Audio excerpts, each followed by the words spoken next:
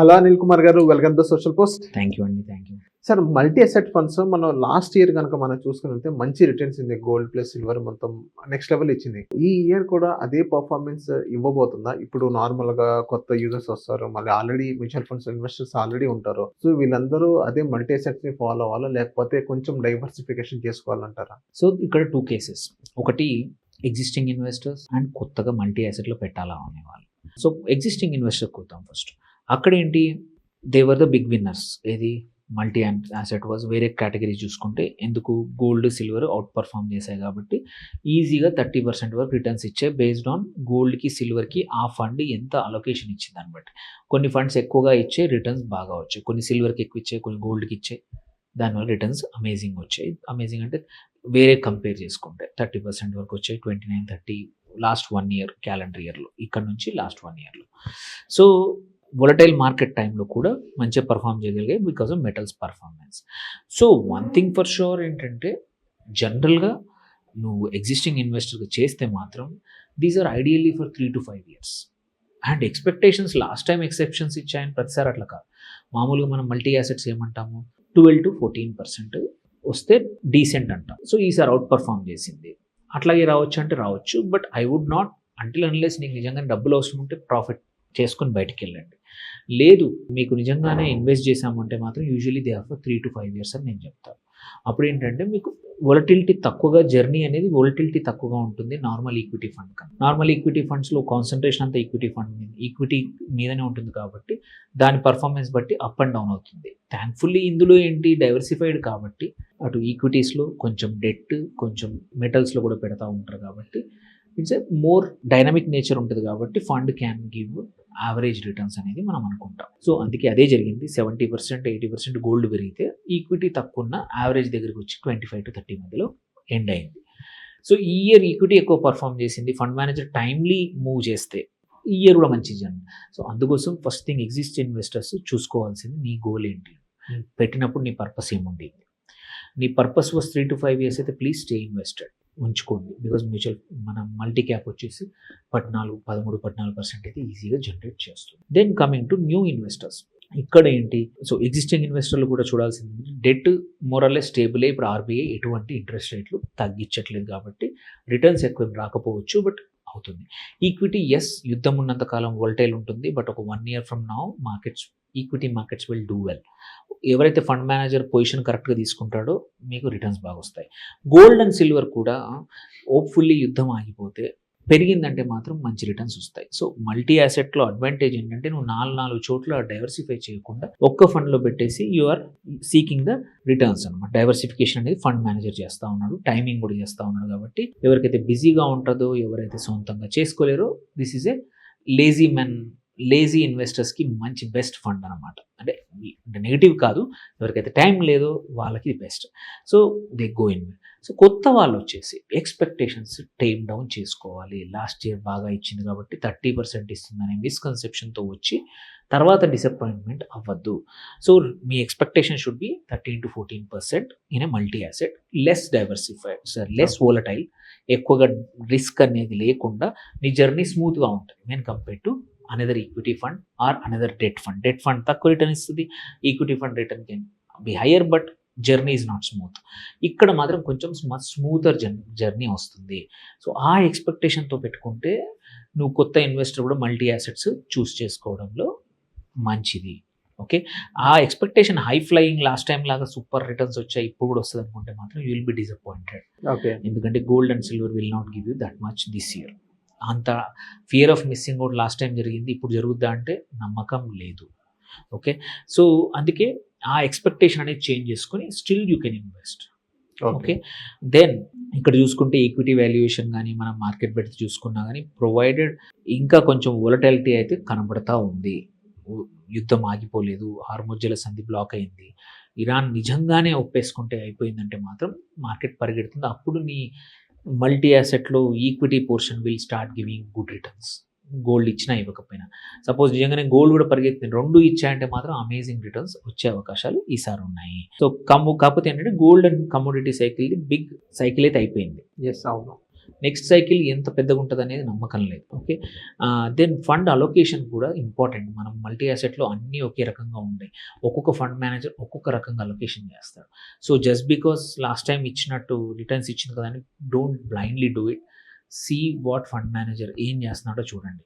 ఎలా తనది గోల్డ్ హెవీయా, ఈక్విటీ హెవీయా, డెట్ హెవీయా, ఆర్ థీసిస్ ఏంటో పక్కా చెప్తారు. అది తెలుసుకొని మనం చేసుకోవడం much better than past returns ఒకటే చూసుకోవడం కన్నా. దెన్ ఇంకొకటి కూడా ఎక్స్పెన్స్ రేషియో, టాక్సేషన్ కూడా వెరీ ఇంపార్టెంట్.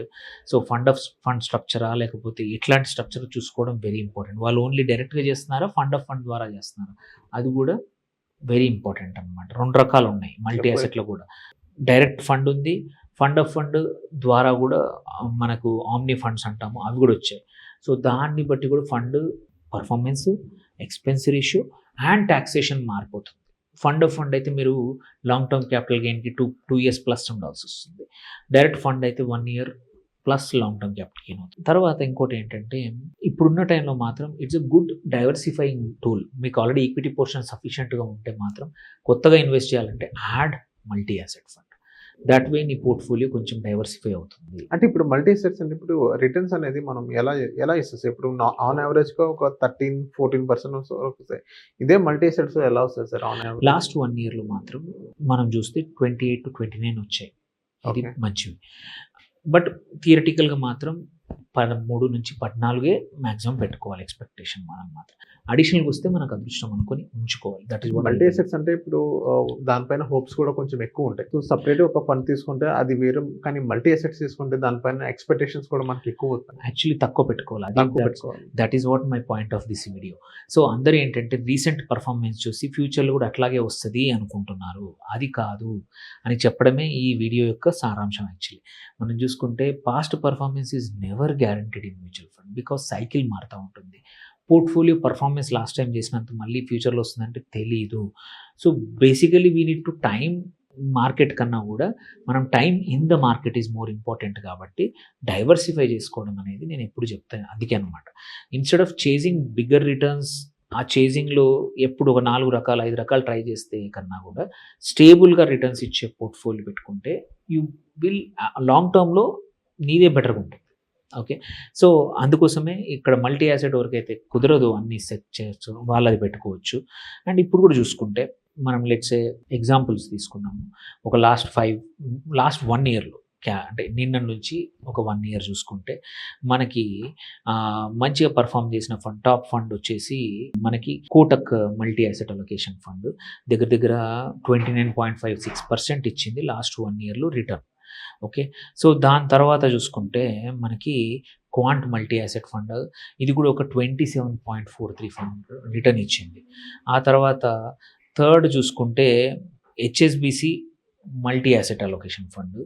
ఫోర్త్ వచ్చేసి DSP multi asset fund. Okay, and last 5th వచ్చేసి బంధన్ మల్టీ అసెట్ ఫండ్. ఇవన్నీ కూడా మీరు తీసుకుంటే more of a gold focused. ఇందులోనే మనం ఇది 23, 20, 27, 28, 29 మాట్లాడుతున్నాం. ఇదే కేటగిరీలో ఇంపార్టెంట్ ఏంటంటే ఇదే కేటగిరీ మల్టీ అసెట్ అలొకేషన్ కేటగిరీలోనే బాటమ్ 5 కూడా చూద్దాం. వేరియేషన్ ఏందో చెప్తాం. సో మనం చూసుకుంటే example Edelweiss multi asset allocation fund ఉంది. లాస్ట్ 1 yearలో 6.15% ఇచ్చింది. ఓకే, ఇంకొకటి తీసుకుందాం క్వాంటమ్ మల్టీ అసెట్ ఫండ్ 9% ఇచ్చింది. జస్ట్ బికాస్ ఒక 2, 3, 4 మంచి ఫండ్స్ ఇచ్చాయి కదా 20+ అని అన్నీ ఇస్తాయంటే కాదు. This was my point. మనం చూసుకుంటే ఇక్కడ ఈ కేటగిరీ యావరేజ్ 18.52 ఉంది. ఏది multi asset allocation.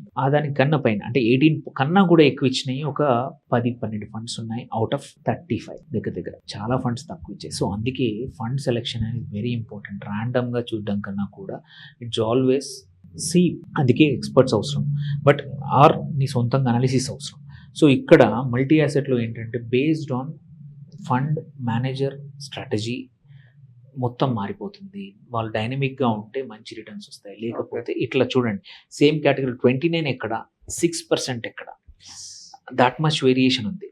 So it's not like అదే మీరు ఒక లార్జ్ క్యాప్ ఫండ్కి వెళ్ళిపోయి కేటగిరీకి వెళ్ళిపోయి చూసుకోండి, మీకు వేరియేషన్ విల్ బి 2 to 3% ఉంటుంది.